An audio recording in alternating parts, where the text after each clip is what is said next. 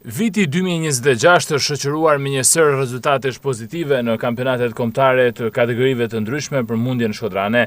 Fal punës shumë profesionale që kryetrajneri i Vllaznisë Altin Anza vazhdon të bëjë me të gjitha grup moshat, që nga ato 9 vjeçare deri te kategoria e të rriturve. Vllaznia si ekip është ndëruar sistematikisht me trofe nderi. Në të njëjtën kohë në podiumin e fituesit si kampiona apo edhe me vendet e dyta dhe të treta, janë gjetur një numër i madh mundësish shkodran. Suksesi më i fundit për mundjen shkodrane ishte ai arritur në aktivitetin e Kupës së Shqipërisë për grup moshat U9 dhe U12, i zhvilluar pas ditën e së dielës në Pallatin e Sportit Ramazan Njala të qytetit të Durrësit.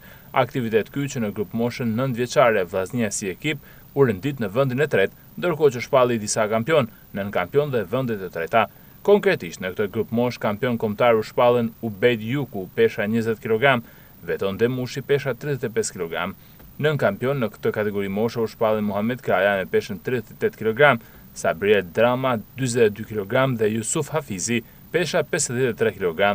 Sa e takon grup moshës U12, kemi vetëm një kampion kombëtar individual dhe ai është Eris Mhillaj i peshës 53 kg. Nën kampion është Vedat Toro në 32 kg, ndërkohë që në vend të tretë renditet Enes Kodra.